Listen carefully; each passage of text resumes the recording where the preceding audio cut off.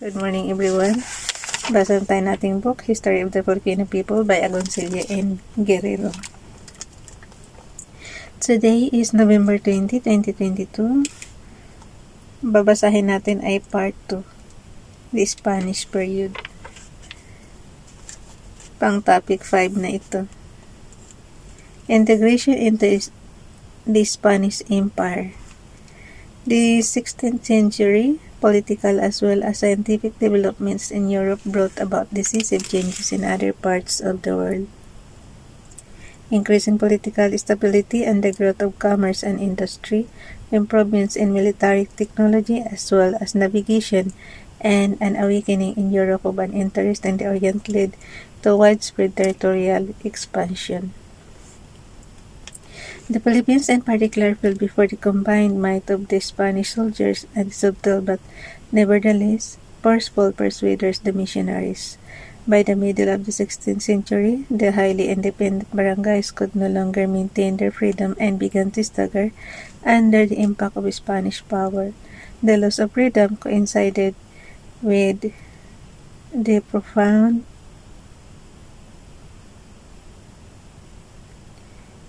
and far-reaching transformation of every aspect of primitive Filipino way of life, social, political, and economic as well as artistic and religious. Prelude to the Voyages of Discovery. During the last 2 centuries of the Middle Ages 1300 to 1500, developments conducive to expansion were quite manifest. The Crusades, which originally were a religious adventure to regain the Holy Land from the Muslims and developed into a highly commercial enterprise, and thus brought the Europeans into close touch with the much more superior and sophisticated civilizations of the East. This contact stimulated the European interest in Oriental culture as well as a demand for its goods and products. Meanwhile, the Catholic Church was beginning to decline in influence and authority. The polemics of the popes, immorality, and accumulation of great wealth, as well as the savage and irrational intolerance and persecution of peoples of other faiths, excited men to doubt the authority of the Church. As the Europeans began to question and discuss things more fundamental and material of human life, they weaned themselves from undue preoccupation with religion, thus transforming their rigidly religious attitudes to more secular ones. Enhanced by progress in commerce and industry, the growth of cities and towns, and the consequent rise in the standard of living, humanism became the ascendant philosophy of the 16th century. Humanism eroded the binding power of religion and assured the development of Renaissance philosophy, arts, and letters. The revival of the long-forgotten cultures of Greece and Rome revealed a world of scientific knowledge that stimulated a search for new information. The compass and kindred navigating instruments that by this time had come into general use, as well as maps and sailing guides made readily available by the printing press, stimulated interest in making hazardous voyages across the seas to yet unfamiliar places. Moreover, the accounts of European travels to the Orient, notably that at Marco Polo, which told of the great wealth and superior culture of China under the Mongols, fired the imagination of the Europeans. These factors no doubt helped bring about the epochal voyages and the 15th century. The accumulation of capital and development of banking resulted in the desire for more trade beyond the confines of Western Europe.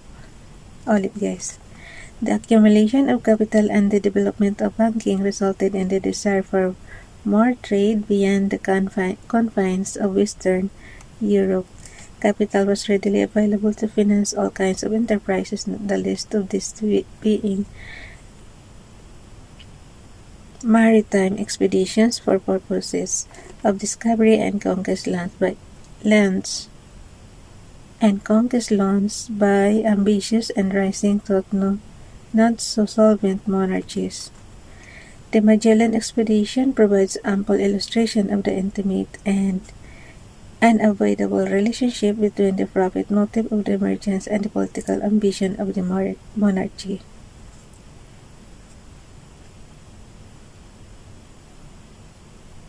Monarchy. Magellan's expedition would not have been realized were it not for the financial help of Jacob Fodger, a German banker from Augsburg, who was one of the wealthiest capitalists at the time. This and many other expeditions were launched in the 15th and 16th centuries with the help of a growing merchant class in Europe. This willingness to help no doubt was engendered by a desire for greater profit, more markets, newer sources for goods in demand in Europe, which at the time could only be found in Asia. Europe maintained a flourishing trade with the Orient even before the great voyages of discovery. Traders brought luxury goods which commanded high prices in Europe, but spices which was needed to relieve the insipid-tasting European food, as well as preserved meat during winter time as the most important item of trade.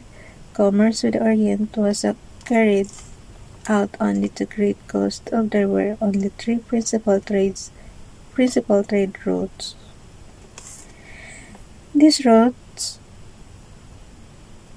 fraught with danger for men and goods entailed much time, money, and effort. In 1453, with the capture of Constantinople by the Muslim Turks, even these roads which lay outward the great city were closed to Europe. The Sultan of Egypt, however, allowed the Venetians, who had been allies and supporters of the Muslims against the Greeks, to use the southern road that ended in Cairo upon payment of certain duties.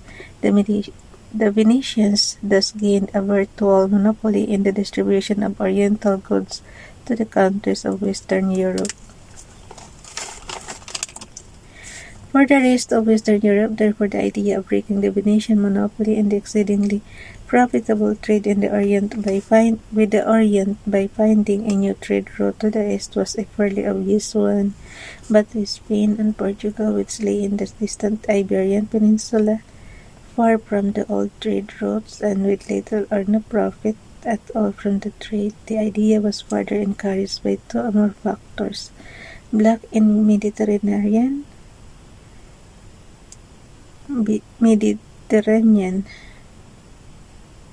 the two countries look into the unoccupied Atlantic. Their location made it easier to meet the challenge of maritime expansion than the rest of Western Europe. Moreover, while the commercial motive took precedence over all other motives, the search for a new trade route was accompanied by a strong missionary impulse. In 1492, the Reconquista, or the movement to destroy Muslim power and influence in the Iberian Peninsula, ended with the capture of Granada. The spirit of Reconquista, however, was to live on in the attempts of Spain and Portugal to discover and convert heathen lands for Christianity. In latter centuries, when even the profit motive had completely eclipsed all other motives, several officials and priests were wont to assert the missionary spirit as the guiding light in the preservation of the Spanish Empire.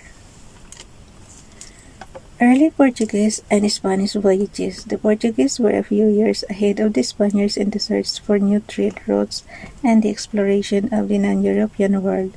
Inspired by the efforts of Prince Henry the Navigator, 1394 to 1460, Portuguese navigators had pushed farther and farther down the African coast.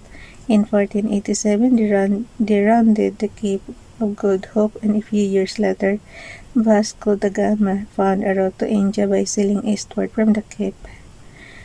Meanwhile, Christopher Columbus, who had failed to convince the Portuguese king that he could reach the east by sailing westward because of the sparsity of the earth, was able to secure the reluctant patronage of the Spanish crown.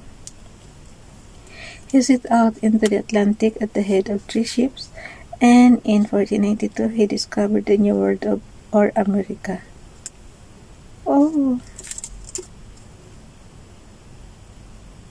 He set out into the Atlantic at the head of 3 ships, and in 1492, he discovered the New World or America.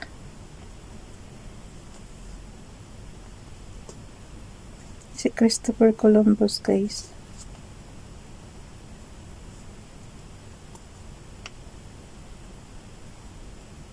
Balikan ko lang okay. Meanwhile, Christopher Columbus, who had failed to convince the Portuguese king that he could reach the east by sailing westward because of the sparsity of the earth, was able to secure the reluctant patronage of the Spanish crown. He set out into the Atlantic at the head of 3 ships, and in 1492, he discovered the New World America. So, ibig sabihin, ang nakadiscover ng Amerika ay si Christopher Columbus in 1492. These early triumphs in discovery led to rivalry between the two kingdoms. In 1493, Pope Alexander VI attempted to settle the rivalry by issuing the Intercaetera, a papal bull which divided the world into Spanish and Portuguese spheres of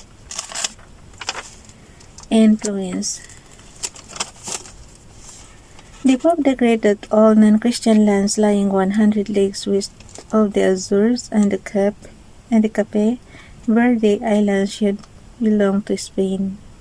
Ulit guys The Pope decreed that all non-Christian lands lying 100 leagues west of the Azores and the Cape Verde Islands should belong to Spain, and that all lands lying east of the demarcation line should belong to Portugal. The bull was from the very beginning suspect in the eyes of the Portuguese, for the Pope was after all a Spaniard, Rodrigo de Borja, who might be expected to favor the Spaniards. The following year, Portugal and Spain agreed in the Treaty of Tordesillas to move the demarcation line 370 leagues west of the Cape Verde Islands. Both powers agreed that subsequent division would be guided by the provisions of the Papal Bull and the Treaty of Tordesillas.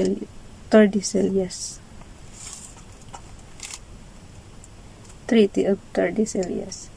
The Magellan Expedition. Mahaba-haba pala to. Ferdinand Magellan, who renounced his allegiance to the Portuguese crown and became a Spanish subject because the Portuguese king had not rewarded his services to the crown as officer and soldier in the Portuguese positions in India and Malacca, persuaded Charles I of Spain that the Moluccas could be reached by sailing west and that an Atlantic passage to the Pacific could be found to achieve that goal. Accordingly, Magellan received a royal commission from the king to head an expedition of 5 ships. On September 20, 1519, Magellan set out to sea from Sanlúcar, Spain, with a fleet of 237 men. Skirting the eastern coast of South America, he found and guided the ships through the tortuous passage that now bears his name, the Strait of Magellan.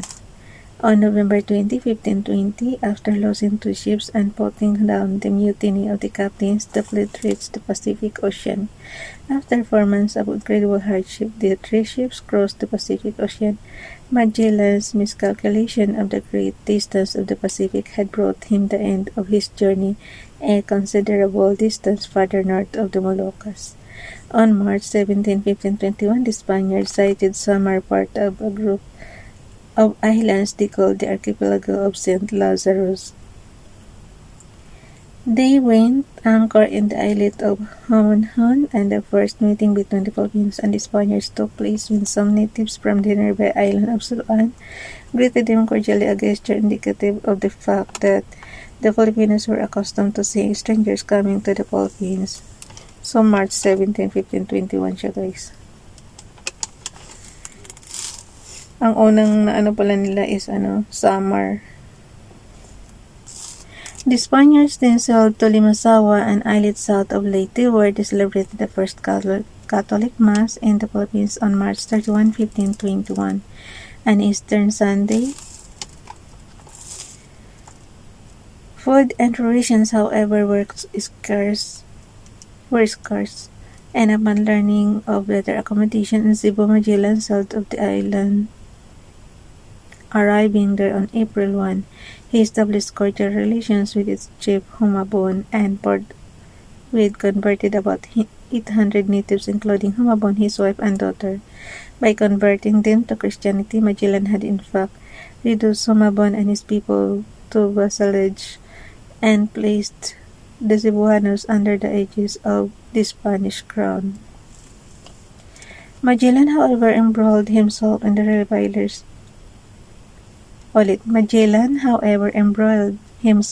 rivalries so characteristic of Filipino tribal relations at the time.